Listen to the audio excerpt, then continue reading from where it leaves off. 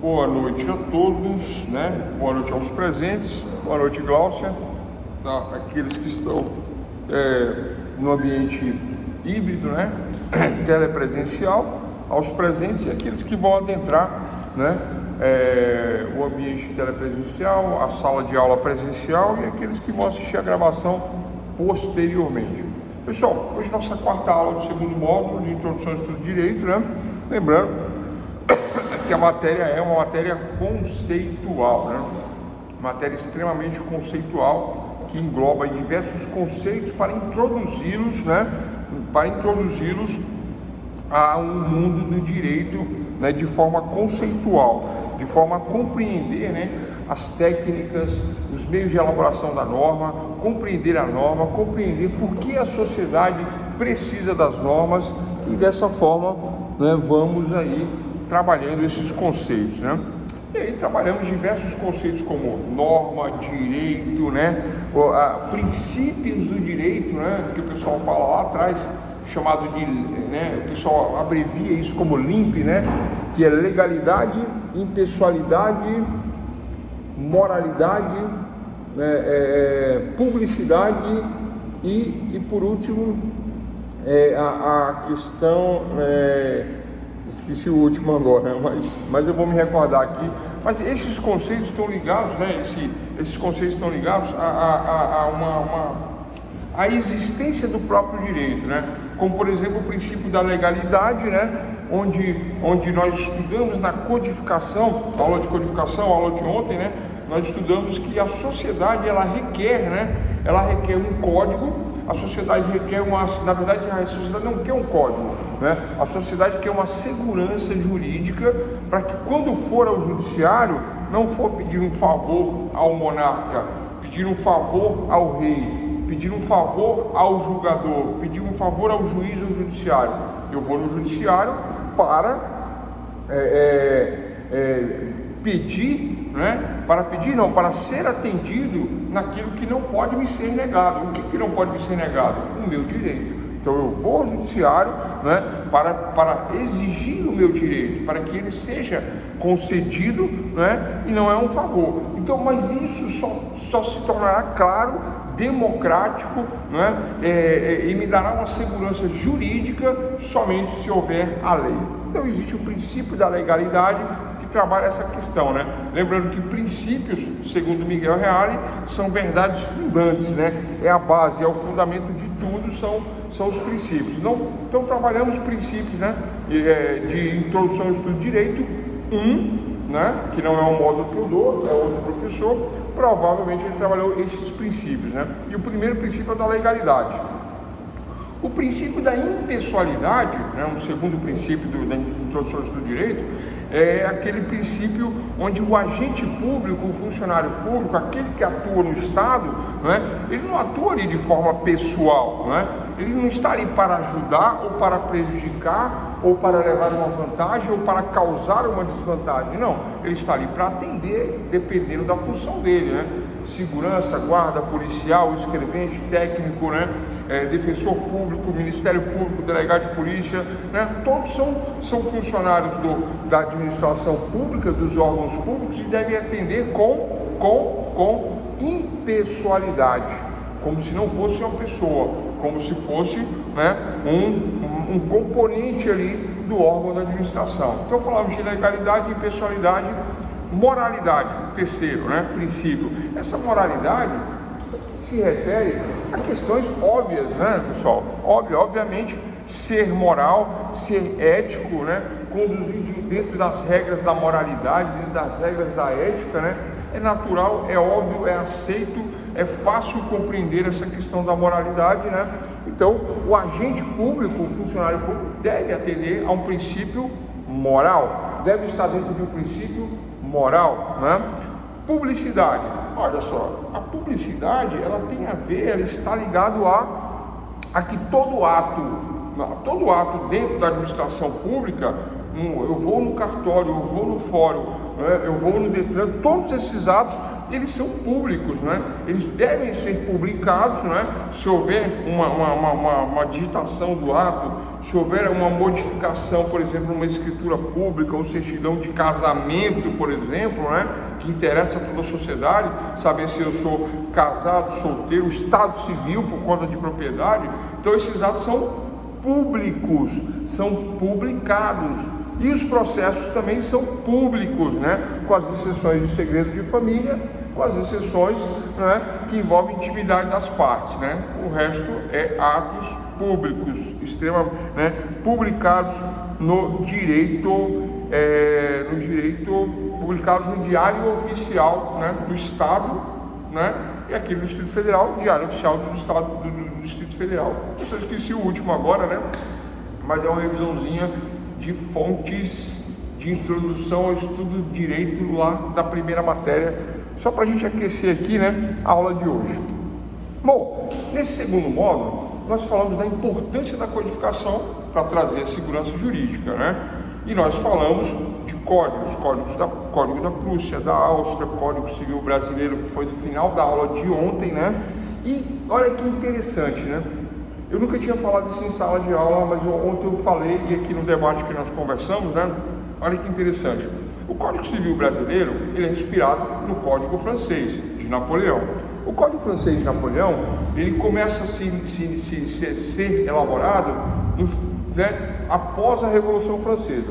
1789, Revolução Francesa, né, e aí começa a se mexer com o Código em 1800, né, e Napoleão começa a supervisionar o Código pessoalmente, para ter o quê? Para ter os princípios de igualdade, liberdade, fraternidade e princípios de dignidade da pessoa humana e outros princípios da própria Revolução Francesa no Código de Napoleão.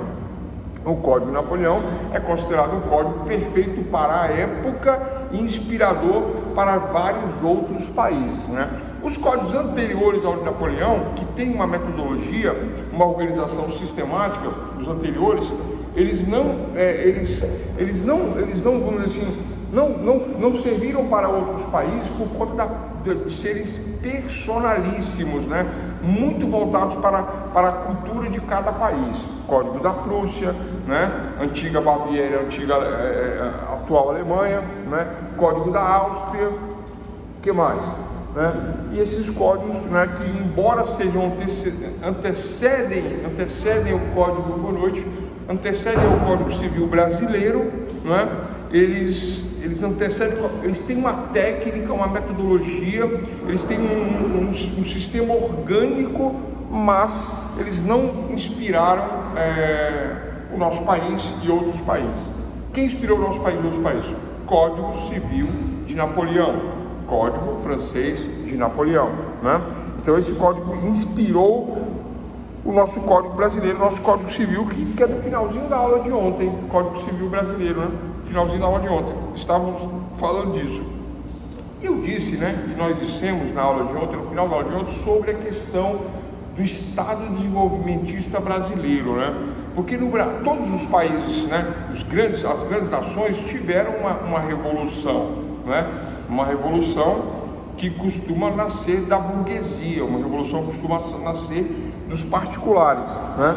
Então teve a Revolução Francesa, vindo da própria burguesia francesa, que tinha os burgos, que se reuniram e formaram um parlamento, e desse parlamento cortaram a cabeça lá dos monarcas, dos reis, dos líderes, tomaram a Bastilha, deram poder para o povo, né, se revoltar e se rebelar, e fizeram leis e fizeram uma Constituição soberana do Estado. Constituição, soberania, parlamento, né?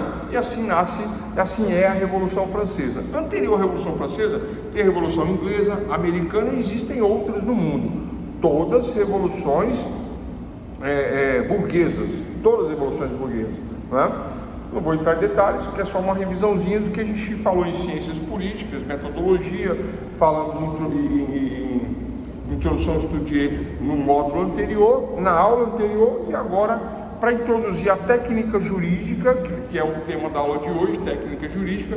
Para introduzir a técnica jurídica, eu estou falando aqui rapidamente do que nós falamos lá atrás, né? E da codificação, da importância dos códigos, a importância do Código Napoleônico. E aí, quando chega no Brasil, adivinha só, né? Quando chega no Brasil, Nós não temos uma civilização brasileira em 1500, em 1600, em 1700, em 1808, com a vinda da família real, né?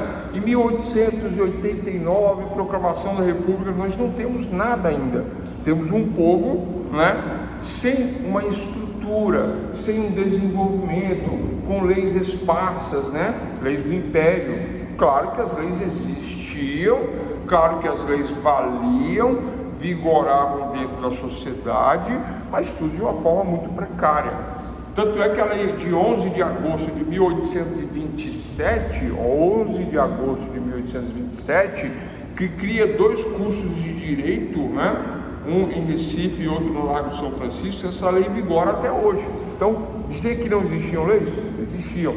Dizer que não existia um ordenamento jurídico? Existia um ordenamento jurídico, né? Mas com leis esparsas, com leis, né, que regulavam pequenos tópicos, pequenos pontos dentro da sociedade. Tranquilo, né?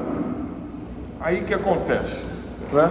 Então, quando chegamos próximo a 1910 e 20, especificamente 27, né, já havia em 1916 foi 1º de janeiro de 1916, tivemos aí o primeiro Código Civil Brasileiro, 1º de janeiro de 1916, que coincide com 1927, que coincide com a crise de 1930, que coincide com o Estado desenvolvimentista de Getúlio Vargas, né? É isso que eu queria falar, que coincide com a Revolução às Avessas, que eu sempre falo, que no nosso país não teve uma burguesia para bancar uma revolução.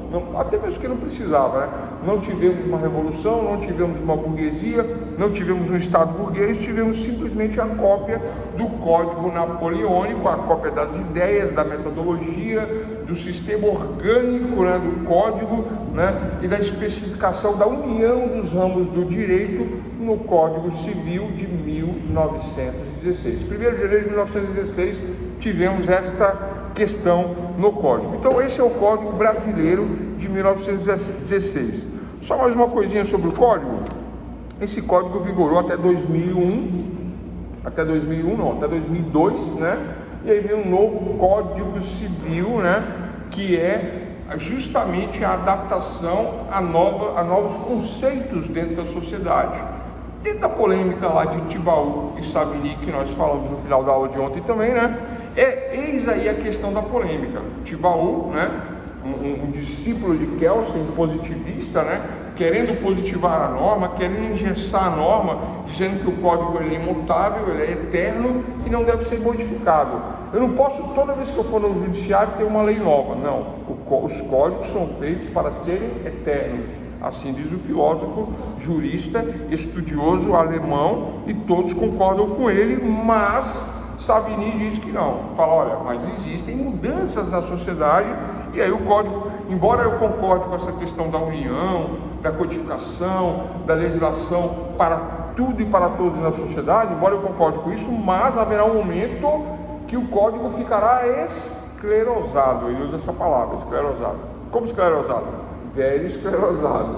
Não aceitando certas mudanças, o código ficará velho esclerosado. Ele usa essa palavra, Savigny usa essa palavra. Por que isso? Por conta da evolução social, assim dizem os doutrinadores. Eu, como sempre digo, eu sou contra o termo evolução social, porque não existe uma evolução social quando a sociedade não usa drogas e passa a liberar as drogas usando, né, e aí passa a utilizar-se de drogas de forma liberada. Então isso não é uma evolução, isso é uma adaptação social, né? A sociedade passa a aceitar isso como uma mudança, né? Posso até dizer que é progressista, né? Embora também não haja progresso nisso, posso até dizer que é progressista, né? Não é tradicional, não é conservador, né? Mas é uma evolução social, e aí a norma se adapta à sociedade, porque a norma é para regular a vida em sociedade. Então, dentro disso que nós falamos na aula passada, nessa revisãozinha, né? Aí temos o gancho aí para nós entrarmos no conceito da aula de hoje, que é o elemento técnico do direito. Olha só, quando eu falo em ciência jurídica, quando eu falo em bacharelado em ciências jurídicas, né, estava até falando da lei a lei de 11 de agosto de 1827, que é a lei que cria 2 cursos de Direito, né? Lago São Francisco e Recife, né? E institui na lei que quem se forma em bacharel em ciências jurídicas, né, ganha o título de doutor, Dr. Legal, doutor, né, inglês, pelo título pela simples formação em bacharelado, tá, pessoal? Não é o que muita gente diz, né? Ah, doutor é quem tem doutorado. Não, falar isso é falta de sabedoria, né?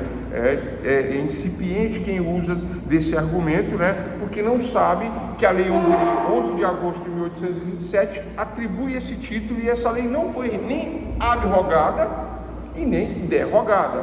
Tema das aulas anteriores, abrogação e derrogação. Não foi nem abrogada nem derrogada. Não foi absolutamente modificada, porque se isso acontecer, 2 cursos de direito desaparecem, entende? Se houve derrogar a norma, e não houve derrogação também, porque não houve mudança parcial citando esse dispositivo legal, tirando a titulação. Até tentaram fazer isso, até pensaram em fazer isso, mas para que fazer isso? Até mesmo porque os doutores da lei, advogados, juristas, defensores públicos, todos lidam com teses quase que diárias, quase que em todos os processos se inova numa tese, já que o direito envolve a dialética, que é o método da contradição, onde eu tenho uma tese, uma antitese e uma síntese das 2 teses, tese, antítese e síntese. Essa síntese é justamente a sentença, que é o juiz verifica o fato, verifica a contradição e a ampla defesa desses mesmos fatos e funde isso numa sentença, que é a síntese, e assim é o direito. Bom, mas para chegarmos nessa sentença e para vermos todo esse procedimento até chegarmos à sentença, para entendermos o processo e entendermos o direito material, que é diferente do processual, nós temos que entender conceitos que antecedem isso, E a codificação, as normas, as leis que nós já citamos, nós já falamos, O conceito da aula de hoje é o elemento técnico do direito. Ciência, conhecer, a ciência, estudar todo o direito, eu tenho que fazer isso por partes, por pequenas partes, para depois compreender todo o sistema jurídico, Até mesmo que a interpretação sistemática, que eu falei ontem, sobre matar alguém, pena. Aí tem a pena lá no código, Começa com 6, vai até 30. Mas como que eu aplico se é 6, se é 7, se é 12, se é 15, se é 20, se é 30, Como eu faço essa aplicação? Eu tenho que fazer uma hermenêutica sistemática, Não basta eu verificar o artigo 121, eu tenho que verificar as qualificadoras, eu tenho que ir na parte geral para ver se foi consumado, tentado, se houve dolo, se não houve dolo, E outras questões mais que estão na parte geral do Código Penal, primariedade, antecedentes, Depois que eu chego no resultado, qual é o regime fechado, semiaberto, aberto, tudo na lei, 121, artigo 14, inciso 1, combinado com 33, combinado com 65, combinado com 70, e aí eu tenho uma pena, num sistema hermenêutico, uma hermenêutica sistemática, uma interpretação sistemática da norma. Conceito de técnica, vamos lá. O papel das ciências é fornecer ao homem o conhecimento necessário, para entendermos o quê? O sistema orgânico, para entender o sistema de normas. A ciência me dá elementos, métodos para entender de forma orgânica e sistemática, por exemplo, o direito civil. Então, pela metodologia, pela metodologia científica, a ciência me diz que eu tenho um Código Civil dividido em partes, Quais são as partes do Código Civil? Direito de família, direito dos contratos, direito de sucessões, Eu tenho isso lá de forma orgânica, e sistematizada, e tudo junto em um código só, Código Civil. E aí eu comecei a aula falando que em 1916 coincide com 1927, que coincide com uma civilização. Então eu tenho uma civilização, eu tenho uma sociedade civil organizada agora através de um código. Boa noite, doutor. Eu tenho uma sociedade civil organizada através de um código, né? Mas para chegarmos nesse código, não basta copiar o código napoleônico, não basta copiar o código francês. Eu tenho que ter uma técnica. Aí eu pergunto, técnica e ciência é a mesma coisa? E a resposta, óbvio que não, né? O elemento técnico do direito, né, ele consiste num conjunto de operações, tá? O elemento técnico, pelas quais se adaptam meios adequados aos fins buscados e desejados. Eu vou repetir. Técnica, segundo Legaz e Lacamba, né? Técnica não é ciência. Técnica, ela auxilia a ciência, né? No procedimento, no proceder. Técnica consiste no conjunto de operações pelas quais se adaptam meios adequados aos fins buscados ou desejados. Ciência e técnica se aliam, se juntam. Para quê? Para atender os interesses humanos. Então eu posso utilizar-me da ciência jurídica para a formação do código, mas para a formação do código eu digo, quero um método estruturado, quero um método dialético, quero um método hipotético dedutivo, né? Métodos que nós trabalhamos em metodologia científica ou pesquisa jurídica lá no curso anterior, né? Lá atrás. Mas a técnica empregada, né, para a construção desse código, além do método científico, além da metodologia científica, a técnica, né, nós temos que buscar ela de forma, assim, vamos dizer assim, a trazer valores para a norma, a trazer o conteúdo moral, o conteúdo ético, o conteúdo que a sociedade deseja. A técnica é que vai me dizer onde eu vou buscar os elementos para a formação da lei, independente do método. O método é científico, a técnica não. A técnica para a elaboração da Lei Maria da Penha. Qual foi a técnica utilizada para a elaboração da Lei Maria da Penha? Agora vem a pergunta polêmica. E aí, pessoal, boa noite a todos, né? Novamente. Boa noite, Glaucia, Simon, Aline. Pessoal, vamos lá. Maria da Penha. Eu estou separando ciência e técnica, e o tema da aula de hoje é conceito técnico, né? A técnica dentro do direito. E depois eu vou falar das 3 modalidades de técnica e a gente vai encerrar a coisa tranquila, né? Porque as espécies de técnica jurídica primeiro, elaboração, segundo, interpretação e, por último, aplicação do direito. São essas 3 técnicas. Nós vamos falar disso mais à frente. Mas antes disso, no conceito do que é técnica, separando técnica e direito e ciência, né? A ciência nós já vimos como a metodologia empregada, método hipotético dedutivo, método dialético. Lembra do método dialético? Nós falamos muito do método dialético, né? O pessoal acha até que eu sou marxista porque eu falo disso, né? Mas não. Até mesmo porque o método não é de Marx, né? Marx, ele teve uma grande sacada, uma grande ideia, e ele inverteu a dialética a favor da tese dele. Hegel falava que o método a dialética de Hegel, né, falava que o mundo das ideias, né, é que transformaria o mundo, né? O mundo das ideias. O que é o mundo das ideias? Ou a superestrutura? Seriam as faculdades, as escolas, o aprimoramento do ser humano, a leitura, a cultura. Então, para Hegel era isso, né? Então, através desta tese de aprimoramento do ser humano, né, numa antitese, né, material, agora contra a questão material, né, aí teria a questão, né, socialista, comunista, dessa turma aí, né? Aí Marx falou que não, o mundo das ideias não. Marx falou, não, para com isso aí, né? Chega de ideias, vamos pisar no chão da fábrica, vamos tomar a fábrica. Vamos tomar através de quê?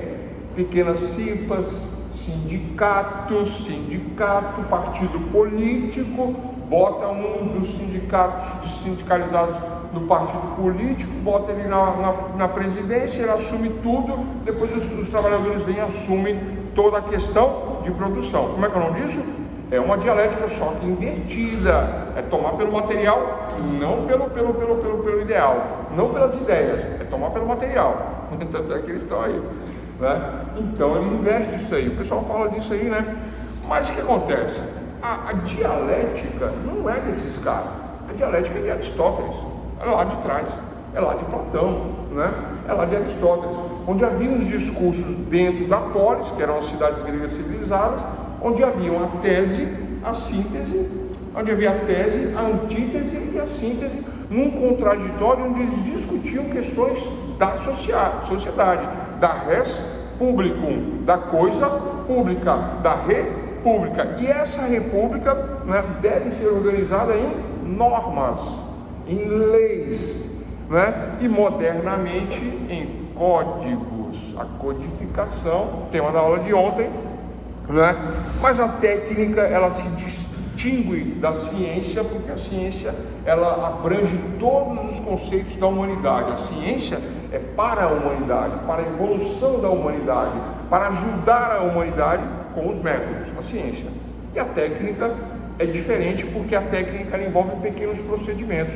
Então, qual é a técnica para se legislar? Eis a questão, né? E aí vem um conceito que eu acabei de falar: um conjunto de operações pelas quais se adaptam meios adequados aos fins buscados ou desejados. Qual é o fim buscado e desejado? Elaborar a lei Maria da Penha. Qual é a técnica que eu vou utilizar? Vou formar uma comissão com mulheres, óbvio. Que tipo de mulher? Mulher agredida. Que tipo de mulher? Mulher que foi violada, que foi violentada, que foi assaltada, que foi prejudicada, né? Já que é o foco, né? Então eu vou ter essa comissão para colher depoimentos. Vou ter uma comissão também para estudar casos, né? Delegacia de polícia. Vou colher também, vou verificar a questão da própria Maria da Penha, né? No que tange a experiência pessoal, né? Ela chegou a fundar uma ONG, né?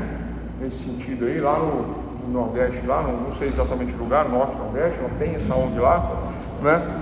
E que cuida de casos semelhantes ao dela. Então a técnica é a atividade humana. Pessoal, a ciência não é a atividade humana.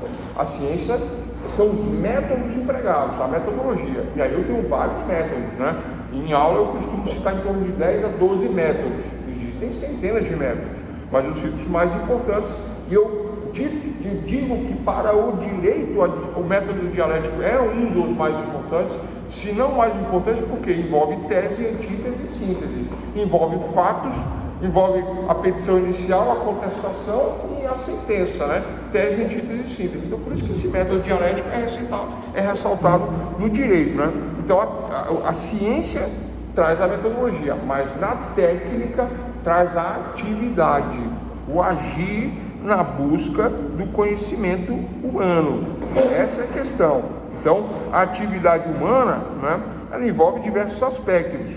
Então, para antes de utilizar de um método, eu vou utilizar de uma técnica. Qual é a técnica? É o agir, é o colher informações, né? É saber para que lado eu vou agir, como eu vou agir dentro da sociedade, né? Se é através de delegacias de polícia, se é através... Agora, por exemplo, recentemente, olha só, como que é a questão da Maria da Penha, né?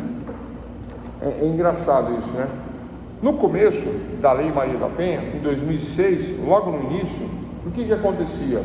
Acontecia que as pessoas não estavam acostumadas com a norma, né, a Lei Maria da Penha, e não dava prisão imediata para o agente, né, para o autor do fato. O autor do fato violento não tinha prisão imediata no início da Maria da Penha. Isso não acontecia. O que acontecia no início da Maria da Penha, né, é que ia verificar, chamava para ouvir, chamava para conversar, levava na delegacia. Isso acontecia na Lei Maria da Penha logo no início, né? Então, aconteceu, começou a morrer muita mulher por conta da falta de agilidade. Tem que levar para o juiz para examinar o caso, tem que chamar o réu para se explicar. Não, para com isso aí, né? Aí surgiu a cautelar, né, de afastamento imediato, bastando a palavra da vítima. Não vamos esperar a vítima morrer, né? Não vamos esperar acontecer o pior. Se ela está falando, por que ela fala? Qual interesse ela teria em estar sustentando essa história não sendo verdadeira? Então, Então, nas cautelares, nas medidas cautelares, acautelatórias de cautela, né, acautelando a vida da vítima, acautelando para que a vítima não venha sofrer, né, com a violência. Então o juiz expede imediatamente um cautelar de Maria da Penha. Existem oficiais de justiça específicos, especiais, para correr e intimar o réu e falar: você não pode chegar perto dela. Existe isso hoje, né? A coisa ficou tão grave que aí não está se esperando mais nem o juiz agora. O que está fazendo agora? Parece que o delegado já pode expedir esse mandado direto. O delegado pode fazer isso, né? O delegado pode diretamente expedir a ordem de cautelar de Maria da Penha. E aí evita o problema maior, né? Entre aspas, nem sempre evita, mas em tese seria para evitar o problema. Pessoal, se o juiz não emite a ordem, a cautelatória, e o delegado não emite a ordem, a cautelatória, de quem é a culpa se a mulher vier a sofrer uma agressão? De quem é a culpa? Da autoridade, né? Ou do delegado ou do juiz. Eles serão os culpados por não acautelar a vítima. Então, olha só, no estudo da técnica jurídica, eu tenho que ver todos esses aspectos, de quem é a culpa, de quem não é a culpa, como que acontece, Aí vamos supor que o cara é inocente e ela está mentindo. Então vamos estudar também esse aspecto, né? Que existe também, né? Uma minoria, mas existe, né? Aí o que acontece? Vamos estudar também este aspecto técnico. E aí vem o que? A elaboração da norma, né? Então, dentro da divisão, né, falamos do conceito da técnica jurídica. Então, técnica é a atividade, enquanto que ciência é o emprego da metodologia para fazer a norma, um método estruturado, ou um método científico, hipotético, dedutivo, ou um método dialético, né? Mas a técnica não, a técnica é a atividade, é o agir na construção da norma, na construção da lei, né? Então, olha só, primeiro eu tenho o homem prático, o homo jurídicos, né? Chamo de homo jurídicos, ou o homem jurídico, né? O homem prático, que vai agir na legislação. E eu tenho o homo faber, né? O construtor, o fabricante, né? Que aí, dessa associação do jurista prático, aquele que conhece a causa, e aí eu citei a Maria da Penha, e aquele que vai construir, que vai estar numa comissão lá no Congresso, né? Deputado federal, deputado estadual, vamos falar de ex-federais, né? Deputado federal, né? E sempre, atenção, lembra da aula de codificação, sempre obedecendo à Constituição.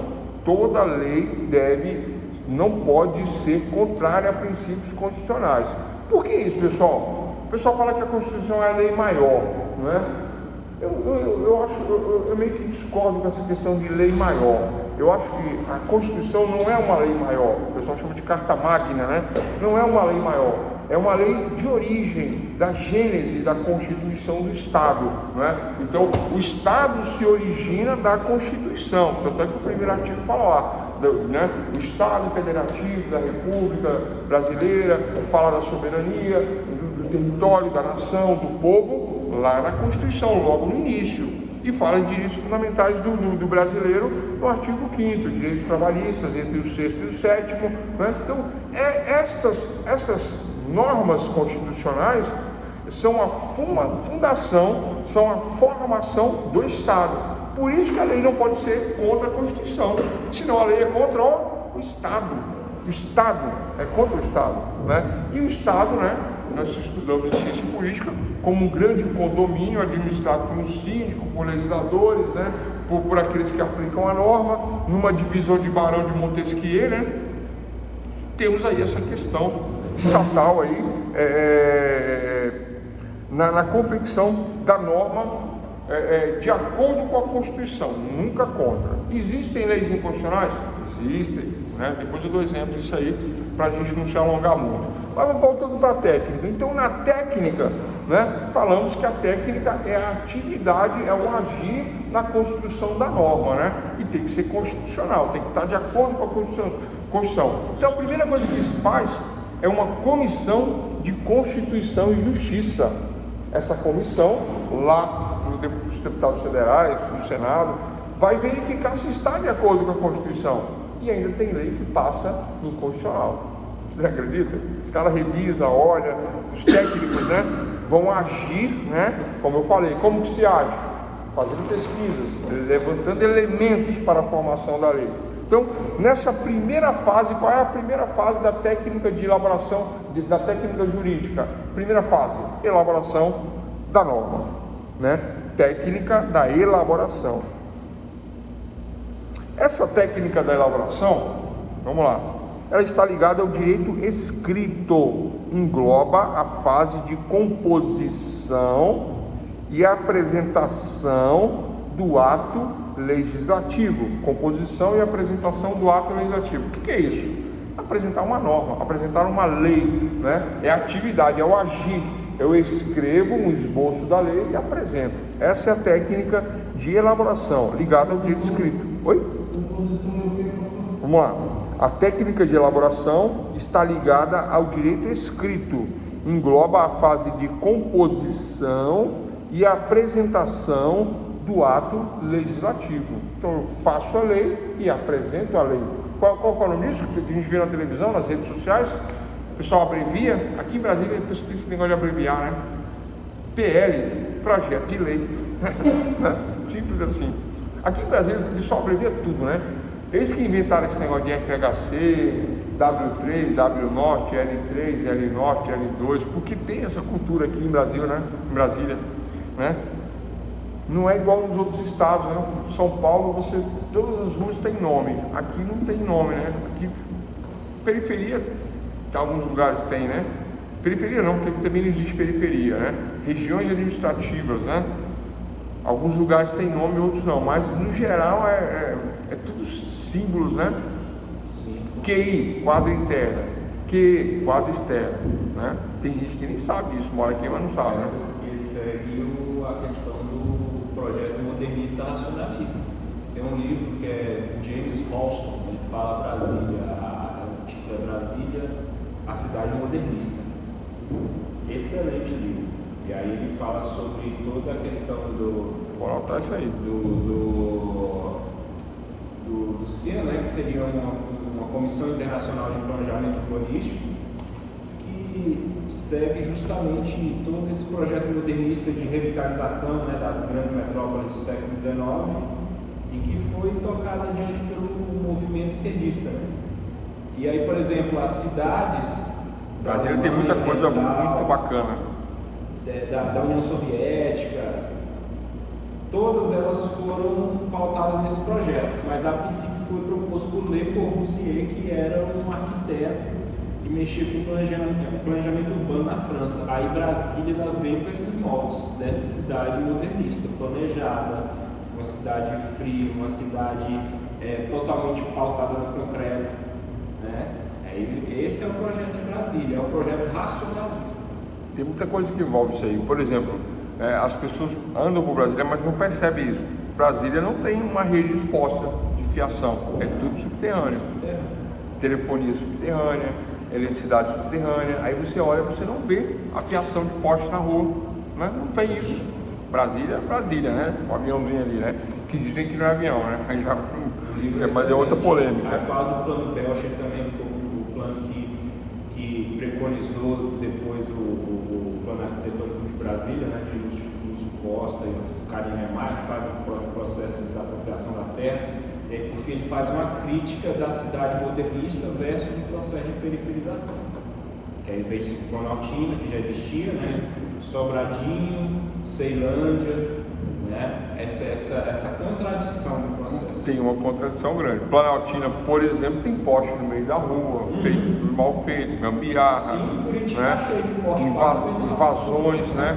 E engraçado, o pessoal fala tanto de Brasília e fala que a maior favela do Brasil é no Distrito Federal, né? Que é o Sol Nascente, né? Não concordo muito com isso aí não, mas é o que dizem, hein? Até mesmo porque lá é muito urbanizado, né? Sim, mas a maior da América Latina na década de 90 foi Águas Lindas. Ela cresceu justamente em torno da atividade econômica de Brasília, né? A maior da América Latina é Águas Lindas. Que hoje também é urbanizado, né? Precário, mas é. Bom, dentro dessa questão da técnica jurídica, né? no PL, no projeto de lei, que a primeira fase, são 3 fases, 3 técnicas. A técnica de elaboração do PL, né? Aí eu estava falando de PL e a gente entrou nessa discussão aqui bacana sobre as questões de abreviação de utilização dentro de Brasília. Isso, eu não tinha eu sabia que era algo, né, de modernidade, de vanguarda, de futurismo, né, mas não com essa profundidade, né, que você tem aí, né, por conta do escrito, né, do livro, né. Então, na técnica de elaboração, ela é ligada ao direito escrito, né? Quando eu vou para o processo legislativo, quando eu vou protocolar um PL, um projeto de lei, né? Aí eu protocolo o projeto de lei, deputado federal, né? Eu, deputado federal, protocolo, eu que tenho competência para isso, não é qualquer pessoa que protocola, né? Porque o nosso sistema democrático é um sistema democrático de representatividade, né? Indireta, é a democracia indireta por representatividade. Então, o meu deputado federal é que vai protocolar uma norma, tá? Um projeto de lei. Então, a primeira fase, elaboração, escrita, né? Então, ele faz a proposição no processo legislativo, né? E isso é estudado, né? De uma forma separada num outro capítulo mais adiante, que eu pensei em dar hoje isso, né? Mas sexta-feira, deixa eu entrar nisso aí, já passar, vai chegar às 10 horas, né? E eu não quero chegar às 10 horas hoje não, né? É isso mesmo, Glaucia. Glaucia nem se manifesta mais, né? Tranquilo, né? Então, pessoal, é isso, né? Então, a primeira fase é a fase da elaboração. Bom, segunda fase. Na primeira fase eu protocolo processo legislativo, faço um protocolo de processo legislativo, faço a minha PL, né? Ele ganha um número pelo protocolo, né? O número e o ano, né? 1024 de 2023. Tá aí o meu protocolo de processo legislativo, da PL, né? A primeira parte é essa, né? E quando eu falo de técnica, e eu falei de técnica lá atrás, eu fiz o levantamento das mulheres que morrem no Brasil, da violência doméstica, a questão da Maria da Penha, faço tudo isso e coloco isso como preâmbulo do meu projeto de lei, justificando, porque eu tenho que justificar, eu tenho que dar um motivo para se criar uma lei, não é a esmo, né?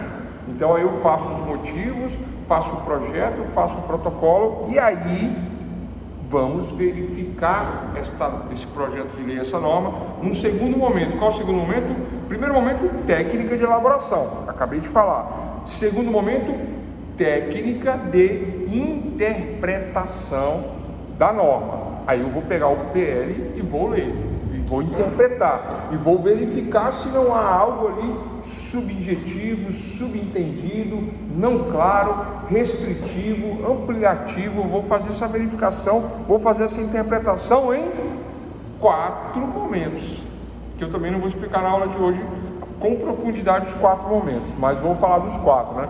Qual é a interpretação que eu vou dar? Essa fase, ela tem por objetivo revelar o significado das expressões jurídicas. Olha só, né? Como assim, doutor, né? Como assim, professor? Revelar o significado das expressões. A lei, muitas vezes, ela não vem com a simplicidade coloquial do nosso dia a dia. Muitas vezes a lei vem, né, rebuscada, polida e com um vernáculo, né, que se faz às vezes até ininteligível. Eu não consigo compreender a frase, né, o que quis dizer o legislador, né? A ratio legis, né, a razão do legislador, a mens legis, a mente do legislador, né, disse algo tão assim, né, importante, mas tão assim incompreensível. Então, nessa técnica de interpretação, eu venho, verifico, faço a leitura, uma atividade de leitura, identifico, olha, o que você quis dizer? Foi isso mesmo? Ou foi assim? Ou foi assado? Aí o legislador vem e fala assim, o deputado fala assim, olha, eu quis dizer isso. Que você falou, e está certo, é isso mesmo, isso é isso, está certo, está certo. Então vamos conferir, vamos se bate o texto, né, na hora da elaboração. Então é nesse momento que se faz essa interpretação, as comissões fazem isso, né, do ponto de vista gramatical. Ele disse aquilo que ele queria dizer literalmente. Número 1, técnica de interpretação gramatical. Número 2, lógico, técnica de interpretação lógica, né? verifica-se se há uma lógica no texto, né? No projeto de lei, porque de repente ali combatendo a violência doméstica, né, vem um artigo dizendo que não, que primeiro temos que ouvir o réu, temos que ouvir o agressor, quem sabe ele não teve motivos para ir lá e bater nela, né? Aquela frase, né? Eu não vou nem repetir aqui não, porque é ruim, né? Isso é técnica de interpretação, estou falando disso agora. Falei da gramatical, técnica de interpretação gramatical, né? Onde eu verifico gramaticalmente a escrita, né? Se ele disse morte, se é morte mesmo que ele queria falar, né? Ou se ele estava falando de sonho, ou se ele estava falando de ilusão. Ele disse maia, né? Maia é morte, é ilusão. Ele disse véu, né? Vamos modificar essas palavras, né? Para não dar duplo sentido, para não dar uma dupla interpretação, né? Morte é morte. Aí eu coloco lá morte. Então, dentro da primeira, vou repetir. Dentro das técnicas de elaboração da norma, a primeira técnica, dentro das técnicas normativas, a primeira é a elaboração. Eu apresento o PL escrito, projeto de lei por escrito, protocolo, ganho um número, né? E etc. Tal, vai para a comissão. Primeiro momento, elaboração. Elaboro e protocolo. Segundo, técnicas de interpretação. Chegou na comissão, a comissão vai interpretar. Primeira interpretação, gramatical. Literalmente, palavra por palavra, eu preciso saber o significado. E interpretar o significado para que não haja uma duplicidade, para que não haja um mau entendimento. Primeiro momento. Segundo momento, interpretação lógica. Eu tenho que ver se há uma lógica naquilo que foi escrito, naquilo que foi dito, né? Aí o legislador vem e diz que 2 mais 2 não é igual a 4. Já contei essa história aqui, né? Que 2 mais 2 pode ser 3, né? Mas isso para técnica de interpretação não vale, né? Então, tem que haver uma lógica dentro do projeto de lei, dentro da PL, né? Número 3, sistematização ou técnica de interpretação sistemática.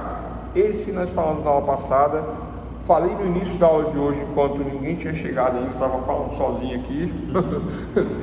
Chegou, estava falando só, né? Mas eu estou acostumado com isso aí, né? Tipo esquizofrenia mesmo. Tô brincando. Mas cantor de barzinho faz isso, né? O cara estuda. Eu lembro quando eu fiz Universidade Católica lá em Salvador, né? Eu morei em Salvador 8 anos e eu queria ser músico, né? Falei, não, vou fazer violão clássico. E fui para, pensa num lugar bonito. Fui para a Universidade de Belas Artes, não gostei muito não, né? Da Federal lá, não gostei. Não gostei porque eles eram muito avançados para mim e eu não gostei. Gostei, mas não gostei, né? A galera era muito avançada, né? De Belas Artes. Aí fui para particular católica. Aí chegou na católica lá, aquele salão, aqueles órgãos, aquela coisa mais linda, coisa de televisão mesmo. Eu nunca tinha visto, não, eu estou muito aqui, né? Eu falei, é aqui que eu vou fazer violão clássico, né? Aí meu professor deixa a unha crescer, alixa a unha, pega as pautas. Aí eu fazia aula de canto, de pauta, de não sei o que, blá, blá, blá, blá, blá, blá, né? Aí não era isso que eu queria, né? Mas foi legal, foi legal. O que eu estava falando? Da interpretação sistemática. Antes que eu viaje aqui na história aqui, né? Então a interpretação sistemática, pessoal, né? Dentro das técnicas de interpretação, ela tem essa questão, né? Ela pega todo o sistema. É que eu ia falar da interpretação histórica, eu entrei nessa aula aqui, né? Mas a interpretação sistemática é como nós falamos nas aulas anteriores. Matar alguém, qual é a pena para matar alguém? Pelo artigo 121 do Código Penal, de 6 a 12 e de 12 a 30 se for qualificado. Mas quando que vai ser de 6 a 12? Ou menos de 6? Ou mais de 6? Ou mais de 12? Qual vai ser a pena do réu? Eu tenho que fazer uma interpretação sistematizada. Aí, quando eu apresento o PL, o projeto de lei, vou sair do homicídio, eu vou entrar em entorpecentes. Eu apresento o projeto de lei 11.343 de 2006, que é a lei de entorpecentes. Eu apresento, tá lá a lei. Muda, inclusive, esta lei abroga a lei 6368 de 76, abroga a anterior. É uma lei totalmente nova, abrogando a lei totalmente velha, traz uma nova sistemática, interpretação sistemática, para entorpecentes. Antes era de uma forma, agora é totalmente de outra. E eu não utilizo o Código de Processo Penal, nem o Código Penal. Eu uso a norma especial, né? Existe o artigo 12, agora eu esqueci de onde que é o artigo 12. Se é do Código Penal, artigo 12 do Código Penal, direito material, ou é do Código de Processo Penal? Agora fiquei na dúvida. Mas é o princípio da especialidade. O princípio da especialidade diz que a lei especial, ela prevalece sobre a lei geral. Compreenderam isso? A pessoa que usa entorpecentes ou a pessoa que vende entorpecentes, tráfico, né? Ela vai ser julgada pela lei geral ou pela lei especial? Sempre especial, pelo princípio da especialidade, né? Se existe uma lei especial, é lei especial. Por exemplo, a mulher agredida, ela vai pelo Código Penal ou vai pela lei especial? Lei especial, princípio da especialidade, porque existe uma lei especificamente para aquilo. Se um dia deixar de existir a Maria da Penha, vai pelo Código Penal. Se um dia deixar de existir a lei de entorpecentes, vai pelo Código Penal, que é a lei geral, a codificação. Mas existem leis especiais, né? Como essa. Na apresentação do PL de entorpecentes, é o projeto escrito.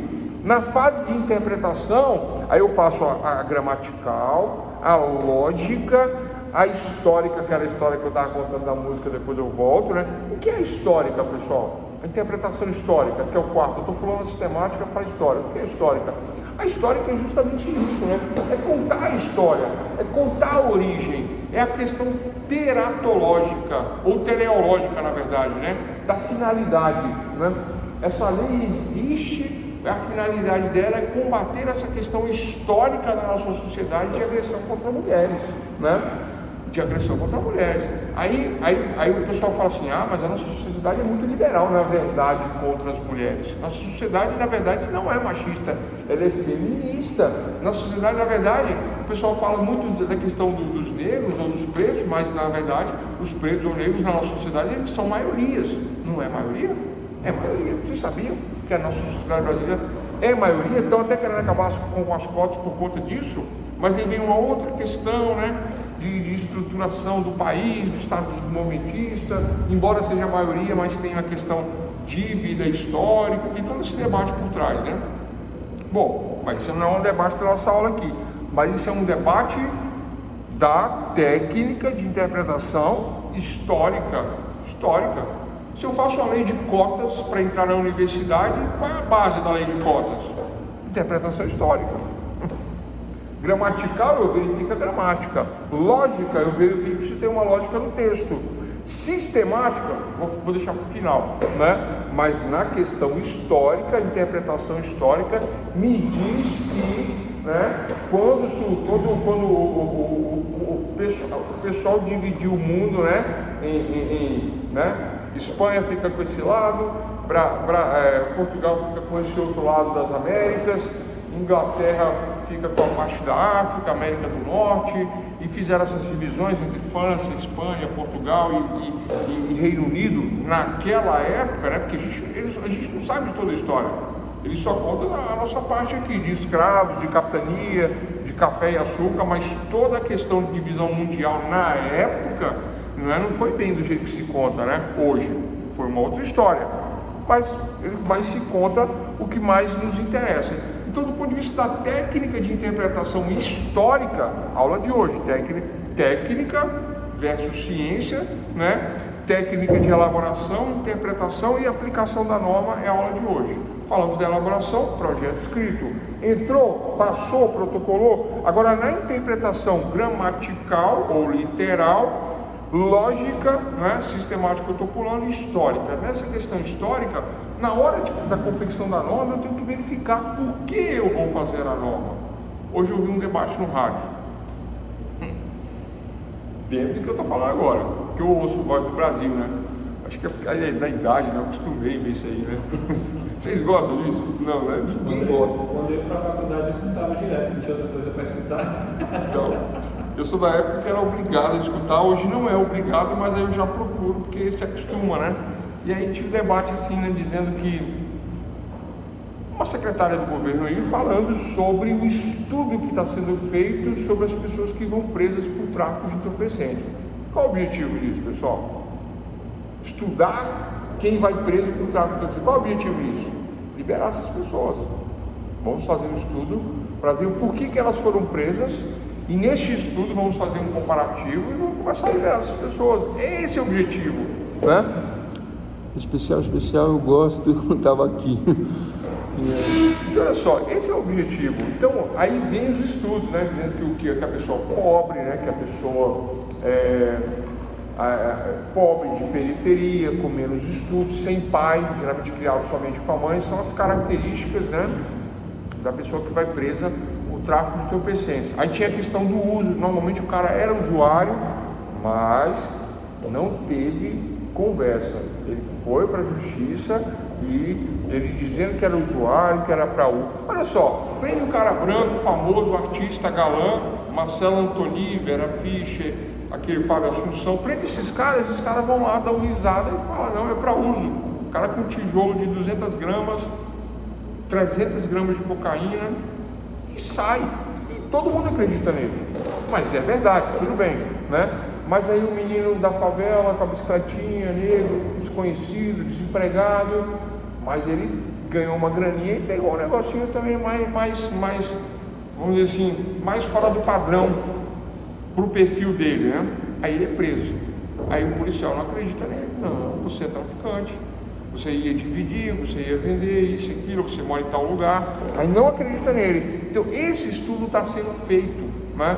Fora a questão da mula do tráfico, né? Tenho um caso onde o menino pobre, motoboy, é branco, né? Pobre, motoboy branco, foi ambicioso e aceitou o convite para transportar 320 quilos de maconha, que custa R$1 milhão, né? Essa droga, num carro roubado, com placa adulterada, chassi e tudo. Ele é dono do carro? Não. Ele é dono da droga? Óbvio que não. É um motoboy que, vou fazer um bico, vou ganhar uma grana. Passou na fronteira, a polícia prendeu. Ele confessou na hora porque ele é mula do tráfico. E a mula do tráfico tanto faz se ele está com uma mochila de cocaína no avião, se ele está com uma maletinha de cocaína no avião, ou se ele está transportando 320 quilos num carro. A mochila dele é o carro, tanto faz. Isso está na jurisprudência. Não está na lei, porque a lei é confusa, ela é ambígua dentro dessa técnica de interpretação gramatical, dentro dessa lógica, dentro desse sistema, dentro desse histórico. Aí está se fazendo agora uma pesquisa para levantar essas questões históricas, e eu ouvi isso de 2 delegados, e eu ouvi isso de uma juíza e um juiz. Eu ouvi isso dessas pessoas. O delegado falou para mim assim, tô cansado, cara. Ele sentou na mesa, ele batia na mesa, um amigo, né, lá de São Paulo. Tô cansado de prender esses moleques aí. A gente prende, mas eles sabem que eles são usados. A gente sabe que eles são usados. Eles estão traficando? Estão. Eles estão vendo? Estão. Eles vão se ferrar, vão acabar com a vida deles, vão para a cadeia, sem assistência, sem nada, por conta dos grandes. Estou cansado, porque a gente não consegue pegar os grandes. Sabe por quê? Porque o grande está em Camboriú, com jet ski, com uma lancha, com um carrão, e ele não bota a mão em nada, tudo através de código e de terceiros, e aí está lá, beleza. Tem amigos. Né? Essa questão eu não estou nem comentando aqui, né? Isso aí é uma outra história, né? Vamos falar de um sistema limpo, polido, escorreito, sem problemas, né? Mas ainda tem essa questão ainda. Então, olha só, dentro da técnica de interpretação, na hora da confecção da lei, o elemento histórico é esse, é o que é a origem do problema. Qual é a origem do problema? Eu ia contar uma história aqui sobre entorpecentes, mas não vou não. Mas o combate às drogas, vou falar rapidinho, o combate às drogas aí que vocês vão assistir a série, aí vocês vão entender, né? A série não fala claramente isso, mas vocês vão ver. Narcos, Pablo Escobar, todas essas séries aí tem um fundinho ali, o porquê do combate às drogas. Os caras estão se lixando para quem usa droga, na verdade. Essa que é a verdade. A verdade é que os países que vendem droga estão ficando muito ricos, estão se armando, ficando milionários, a ponto de competir com os países que não vendem droga, que só consomem droga. Então eles mandam dólares, mais dinheiro para esses países que vendem. Por isso que tem um combate ao narcotráfico. Não porque os caras estão preocupados com a saúde, estão preocupados com a evasão de divisa. Esse é que é o problema, a guerra. É um livro do Joseph Douglas. Tem vários livros falando disso. Red Cocaine, ele fala do tráfico que era feito do Vietnã para os Estados Unidos, patrocinado pela China, que aí, além de apurar a grana do movimento revolucionário, ainda promoveu o processo de destruição da sociedade norte-americana. É, duas coisas, né? Sim. Mas essa questão da destruição da sociedade, na verdade, eles estão se lixando. O problema maior é a evasão de divisas, a evasão de dólares, que vai muito dinheiro para fora, né? E o fortalecimento das narco, né? Sociedades ou narco-repúblicas, né? Que aí eu não vou citar nome aqui, porque, né? Não estou afim de morrer, nada disso, né? Mas aí, pessoal, então, ó, dentro da técnica de interpretação, tá? Hoje a gente tem só 3 pontos de aula, né? A técnica versus a ciência, que nós falamos, a técnica de elaboração da PL é esse projeto escrito, eu pego a norma e o protocolo escrita. Aí na interpretação eu faço gramatical, lógica, histórica, acabamos de falar da questão histórica, né? A questão do negro, né? Ou do preto, como as pessoas gostam do nosso país atualmente, né? Que aliás são uma balela, negro, preto são uma balela, né? Porque um cara lá em Portugal falou que não, que denegrir é errado, negro é errado. A coisa, o cara inventou isso aí, acho que um cara lá da Angola inventou isso e fez um vídeo assim, né? Aí a esquerdalha pegou, né, e colocou isso como uma verdade, que isso na verdade não é uma verdade. A língua mais falada no mundo nem é o português, né? Então tanto faz ser preto, ser negro, né? Porque a língua mais falada no mundo qual que é, pessoal? Né? Só me engano é o espanhol, mas oficialmente é o inglês, né?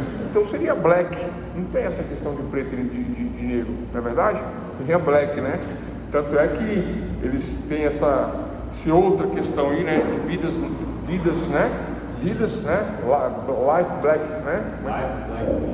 Life black, né? Vidas negras importam. Não é isso mesmo? Vidas negras importam. O black não é preto, né? O black nem é negro, o black é black.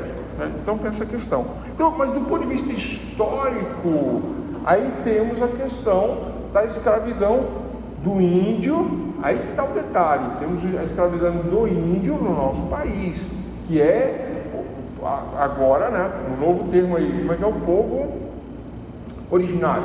Povo originário, o povo índio aqui do nosso país, os índios, o povo originário. E vieram os negros escravizados, né? E que ficaram aqui, que se misturaram com portugueses e com índios, etc e tal. Então hoje a gente não tem mais o negro no nosso país, nem o branco. Eu vou chegar no final da frase, né? Antes que alguém me conteste, né? Nem o negro, nem o branco, nem o português, nem o alemão. Nós temos um povo miscigenado. Então todos nós temos o negro, o branco, né? É que aparentemente, né, parece que eu sou pardo, parece que eu sou negro, parece que eu sou branco, mas na verdade existe uma miscigenação total dentro do povo brasileiro. Então aí vamos agora para o ponto de vista histórico, para a lei de cotas. Vamos falar de lei de cotas? Eu protocolo o PL de lei de cotas. Protocolei. Confira a gramática, confira a lógica, né? Vou deixar o sistemático para o final. E aí vem um ponto de vista histórico. Aí eu começo a contar toda essa história, né? Começo a contar toda essa história. Mas é a prova a lei de cotas. Está tendo muita contestação em relação à lei de cotas. Vocês estão ouvindo isso aí, né? O pessoal não está aceitando a lei de cotas. Nem a pessoa que tem, né, destacadamente, né, uma pele mais escura não está aceitando isso, né? As pessoas estão falando, não, eu não aceito isso aí não, eu quero entrar no normal, no batidão, junto com todo mundo, né?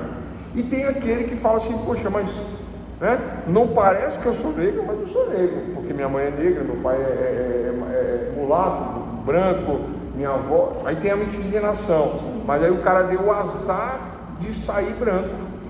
É porque aí vira um azar. Eu posso reivindicar uma terra indígena quilombola, porque minha avó era de origem indígena e meu avô era quilombola. É a questão histórica que está por trás da lei. Aí quando aprova isso, aprova sim esse sentido, né? Aprova para uma né? Essas questões de cota falar que é por conta da dívida histórica, né? Aí o cara fala assim, pô, mas eu devo o quê? O que eu devo? Ah, não, mas historicamente todos nós, não é você que deve, todos nós devemos, a sociedade deve, né? Mas, mas essa sociedade deve para a mesma sociedade que reivindica, então existe um debate sobre isso aí, né? Tudo é uma questão econômica, eu também acho, viu, Glaucio? Tudo é uma questão econômica, política, ideológica, eu também acho isso daí, porque na verdade, né, aí, bom, tem vários debates, vamos parar por aqui, mas vocês entendem o conteúdo histórico tem a ver com essas origens, com esses fundamentos. Agora vamos para a última técnica de interpretação sistemática. Por que a última? Porque eu também já falei dela, né? Então, a técnica de interpretação sistemática é a que envolve o sistema, né? Matar alguém, pena 6 a 12, homicídio simples. Homicídio qualificado com emprego de arma de fogo, 12 anos em diante, né? Então, se eu peguei, né? Eu estava escondido atrás do meu automóvel, saquei da arma, matei a vítima, homicídio qualificado pelo emprego de arma de fogo. Se eu estava escondido, emboscada, aí tem uma qualificadora a mais, tem 2 qualificadoras. Qual a pena aí? Vai ser 12 anos? 12 é a mínima. 2 qualificadoras, 12, aumento de 1/6 a 1/3 em cima de 12, né? Então pode ser que aumente aí 2 anos, vai para 15, 16 anos. Pronto, 16 anos, pena da Elise Matsunaga, 16 anos, né?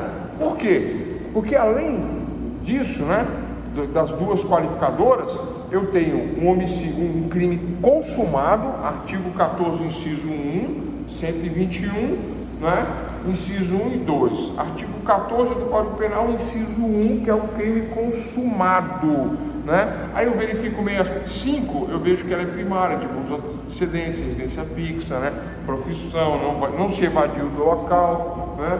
E eu vejo pelo 71 que não houve crime continuado, não houve mais nada no crime. Então, 121, parágrafo 2º, inciso 1, 2, combinado com o artigo 14, inciso 1, combinado com o artigo 65, 71, e o regime de pena, pelo tamanho, 16, artigo 33 do Código Penal. Esta é a interpretação sistemática, por isso que eu deixei para o final. Porque eu também já falei isso várias vezes, porque na hora de aplicar a pena, né, do homicídio, eu verifico todo o sistema penal, interpretação sistemática. Se for civil, eu verifico todo o sistema civil, interpretação do direito civil. Se fosse tributário, todo o sistema tributário. Trabalhista, todo o sistema trabalhista. Eu verifico a CLT, a consolidação das leis trabalhistas e normas esparsas sobre o tema para fazer uma interpretação sistemática da norma. Então, ó, elaboração, interpretação em 4 momentos e, por último, agora, técnica da aplicação. Terceiro e último para finalizar. Dosimetria da pena. Então, a Glaucia está falando, a doutora Glaucia falando aqui de dosimetria penal, não é? É dosimetria penal, sim. E quando você fala dosimetria, aí eu lembro do artigo 59 também. Também tenho que verificar o artigo 59, que aí é dosimetria penal, né? Na hora de aplicar a pena. Porque o artigo 59 ele tem 7 fases, 7 momentos, né? Aí eu tenho que pegar cada inciso do artigo 59 e verificar se é favorável ou se é desfavorável ao réu para fazer os cálculos de aplicação da pena, que eu esqueci o nome agora, atenuantes e agravantes de pena pelo artigo 59 do Código Penal. Tem mais essa, né? Então, 121, parágrafo 2º, inciso 1 e 2, combinado com 14, inciso 1, combinado com 65, 71, 33 e, por final, 59 do Código Penal, que faz a dosimetria e aí eu chego na pena. É só isso tudo o sistemático, né? Então, quando eu apresento o projeto de lei do Código Penal, né? Então tem toda essa questão sistemática. Mas peraí, você está apresentando um novo Código Penal, mas como é que vai funcionar a aplicação da pena? Aí se estuda o sistema para ver como que vai ser. E é essa complexidade aí que vocês vão ver em processo penal, direito penal, 1, 2, 3, né? Quem dá a matéria lá na frente vai falar dessas questões, dessa interpretação sistemática. Aqui a base é para vocês compreenderem que é assim que funciona. Bom, vamos para finalizar aqui, pessoal, técnica de aplicação. Lembrando que o início da aula nós falamos de ciência que emprega método, metodologia científica é uma coisa. A técnica é o agir, né, de forma metodológica, pode ser, mas a técnica é a atividade, é o agir. Então, na técnica eu elaboro, eu interpreto e agora vamos ver como funciona a aplicação prática da norma. Se eu tenho a norma elaborada, se eu tenho ela interpretada, corrigida, agora vamos ver como funciona a prática. Essa é a terceira e última fase técnica de aplicação da norma, né? Então, por alguns denominada judicial, técnica judicial, a técnica de aplicação tem por finalidade a orientação aos juízes e administradores na tarefa de julgar. Olha só, apresentei o PL, fiz todas as correções, do ponto de vista gramatical, lógico, sistemático, histórico, está pronto, finalizado, assinado, publicado, né? Saiu, pronta a norma. Está pronta a norma, vai vigorar, mas antes de vigorar a norma, o que eu devo fazer? Eu vi muito isso, pessoal, na prática, leis mudando e ninguém sabia como é que funcionava, nem o juiz, nem o advogado. Aí a gente estudava, o juiz estudava, o promotor estudava. E sabe o que acontecia? Principalmente com marca pequena, juiz, advogado, promotor, a gente conversa, e aí tal, não sei o que, são quantas testemunhas? 5, é 7, é 8? Aí eu falei, gente, mudou para 5 agora, né? Era 8, agora mudou para 5. Ah, não, beleza, então bota 5 aí e tal, né? Tranquilo. Então isso ajuda, né? Na hora da mudança. Na hora da mudança, depois você acostuma, né? Eu fui numa comarca de Rio Claro. Fui em Rio Claro, interior de São Paulo, chegou no balcão. Eu fiz uma tabelinha para execução penal. É muito boa a tabelinha. Tinha os artigos, quando tinha progressão, quando não tinha, tinha as cotas, tinha tudo. Fiz a tabelinha. Eu estava conferindo a tabelinha e mostrei para o juiz, né, a tabelinha que eu fiz. Aí ele falou, poxa, que bacana, onde você conseguiu isso ali? Eu falei, foi eu que fiz. Ele falou, arruma uma copa para mim. Eu falei, toma essa aqui que eu tenho outra aqui guardada na mala, né? Não tinha, né? Mas eu queria agradar o juiz, eu dei para ele. Toma, né, tal. Mas depois eu imprimi uma para mim, né? E aí ele ficou feliz e tal, né? Por quê? Porque você se orienta ali. O que é isso? Na hora da aplicação da norma, a norma nova, ninguém sabe como é que funciona. Então vem o quê? Vem a técnica da aplicação, que tem como finalidade a orientação de juízes e administradores. Quem são os administradores? Técnico, escrevente, advogados, promotores de justiça, né? Então, os juízes em primeiro lugar, porque eles têm que conhecer o direito, porque dá-me o fato e te darei o direito, dá-me o fato, né? E te darei o direito, né? Não estou conseguindo lembrar o trocado em latim, mas essa é a questão. Então, o juiz tem que conhecer a norma, né? E a forma de aplicar a norma. E os administradores, advogados, Ministério Público, Defensoria e técnicos, né? Aí surge o que, pessoal? Surge os cursos, surge a lógica dedutiva, surge o operacional, surgem as palestras na OAB, né? Na magistratura, na APAMAGES, Associação de... APAMAGES é paulista, né? Na MAGES, né? Associação de Magistrados do DF, APAMAGES é de São Paulo, Paulistas Magistratura e tal, né? Rio de Janeiro. Então, todos esses órgãos se reúnem para fazer palestras, para orientar e como se diz? E aprimorar, não é aprimorar, como é que fala? São cursos de, não é aperfeiçoamento também não, né? Mas eu vou chamar de aperfeiçoamento, né? Curso de aperfeiçoamento profissional. O nome não é exatamente esse, né? Atualização profissional, cursos de atualização. Então eu me atualizo com a chegada da nova lei nessa técnica de aplicação. Como eu vou aplicar a norma?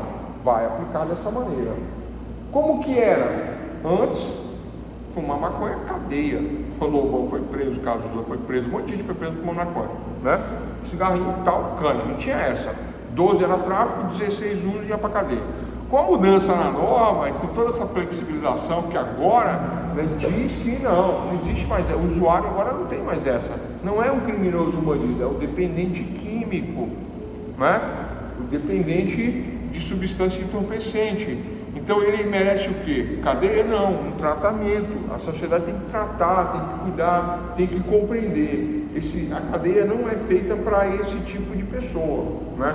Que embora cometa um crime, mas um crime que merece um tratamento e não a sanção de reprimenda da perca da liberdade corporal. Tranquilo? Essa é a questão. E a lei de entorpecentes fala isso no preâmbulo. Do ponto de vista histórico, ela vem com esse preâmbulo, a lei de entorpecentes. E agora estão querendo acrescentar mais coisas para poder ficar mais... não é liberal, pessoal. Vamos dizer assim, é adaptação social, né? A lei está se moldando aos anseios da sociedade, né? E falar que pouca gente usa, não, muita gente usa. Falar que é normal dentro da sociedade, é quase que uma coisa normal, né?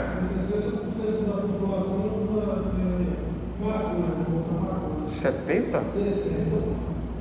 É muita gente, né? É muita gente. Aí você vai no restaurante, né? Aí chega lá, tem a aula dos não fumantes, fumantes, maconheiros e maconheiros comendo doce de leite com feijão. É um estágio mais avançado, né?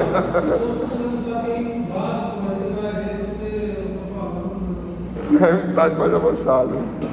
Mas essa K9 aí, isso aí isso é muito feio, né? Vocês já viram o negócio da K9? K9 é maconha. É sintético, mas começou assim, ó. Vou explicar como é que começou a K9. Tem K9, K2, K4, K6 e K... Não. Tem a maconha, tem a K2, K4, K6 e K9. A K9 é o último estágio, né?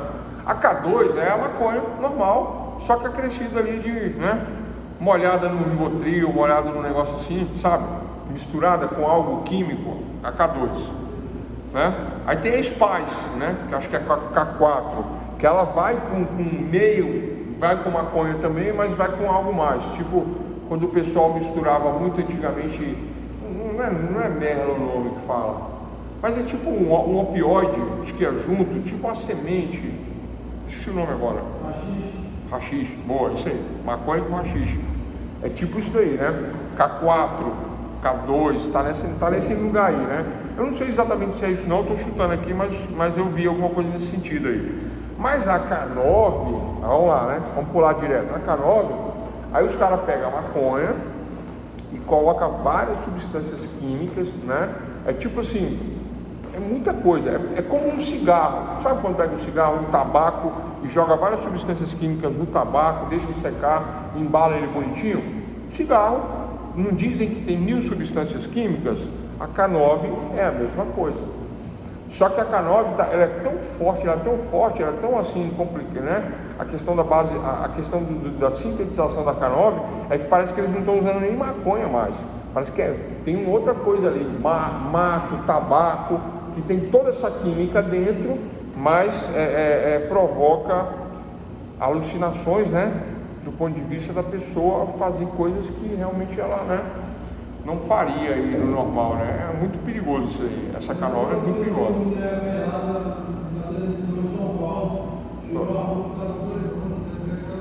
Acho que eu vi isso aí, tem no Twitter, ela tirou toda a roupa e sai rolando no chão, né?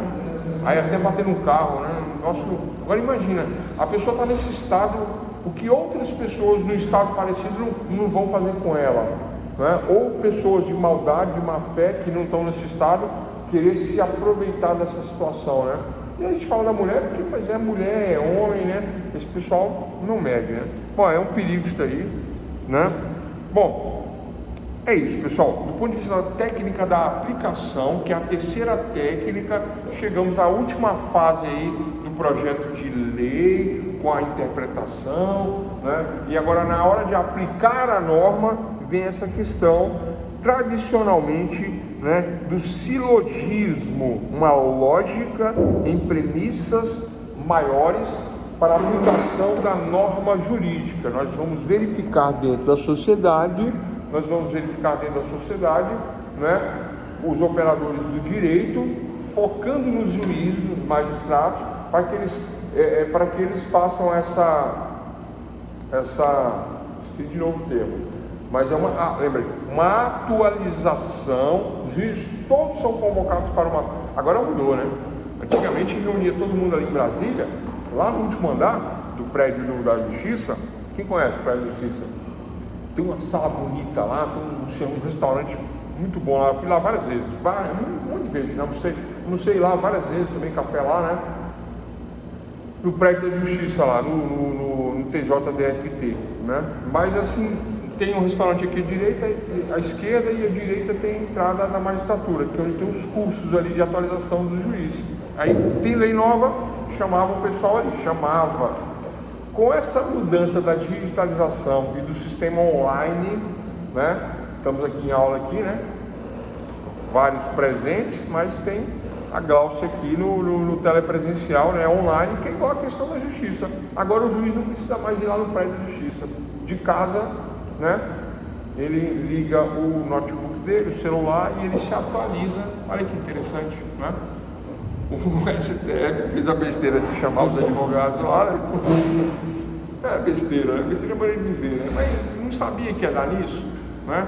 Aí o ministro falou que é coisa de internet, de rede social, onde já se viu, né?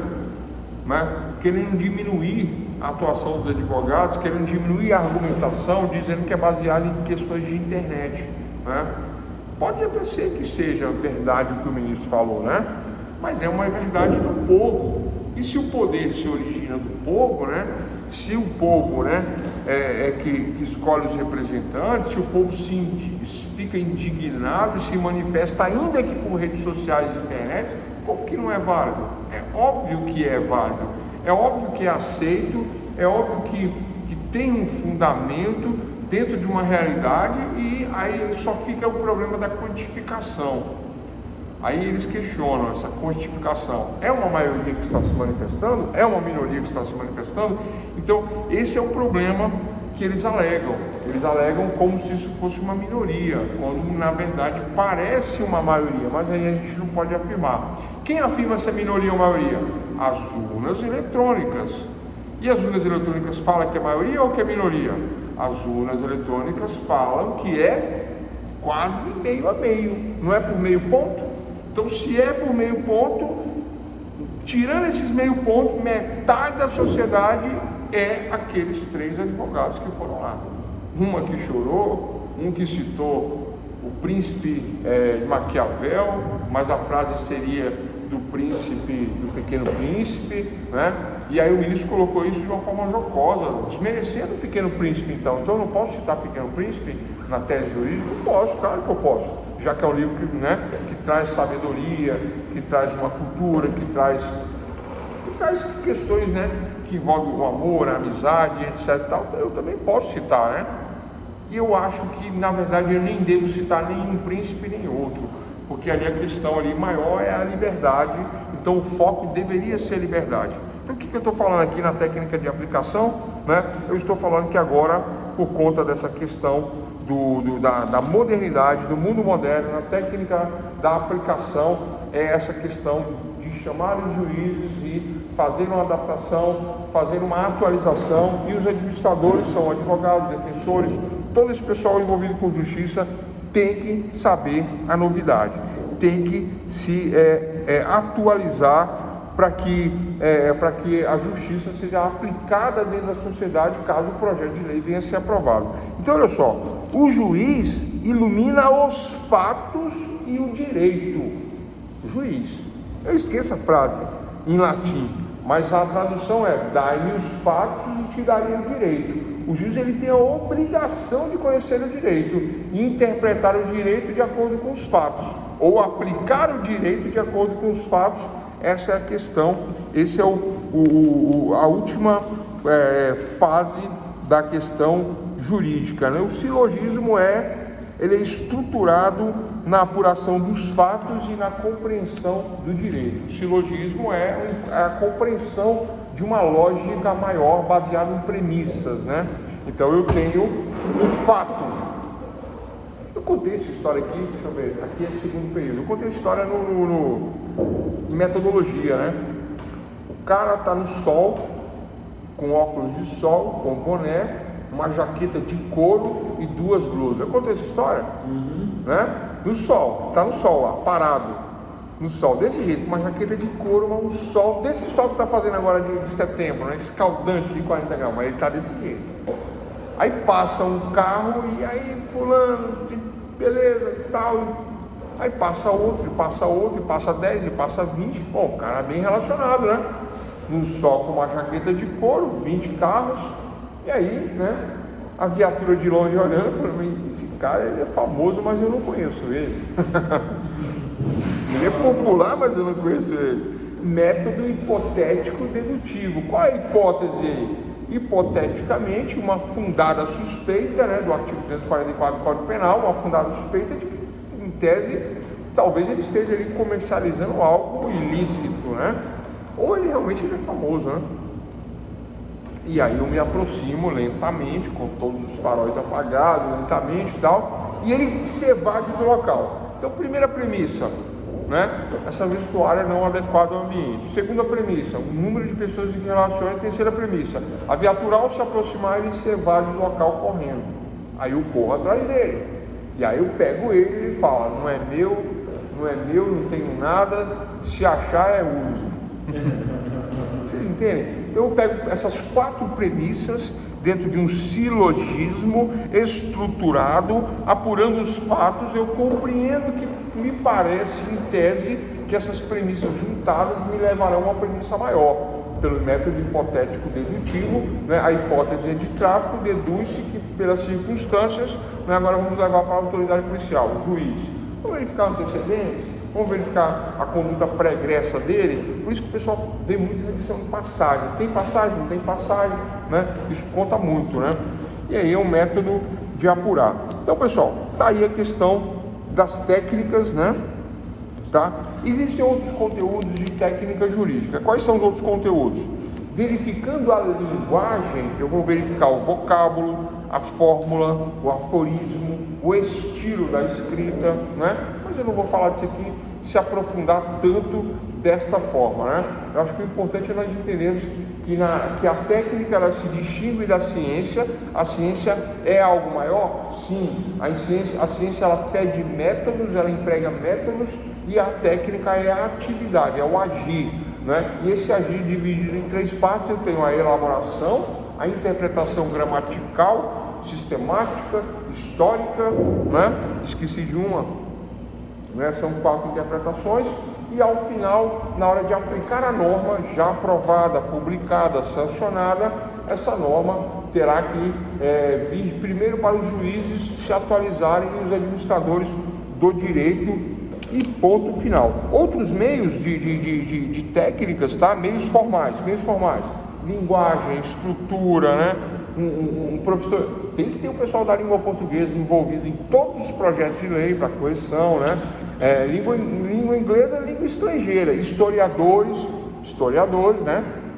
Aí eu lembrei, interpretação histórica, tem que ter historiador, tem que ter. Pessoal da geografia é muito importante, né? Tem uma, não é moda que eu vou falar, mas agora existe uma tendência, né?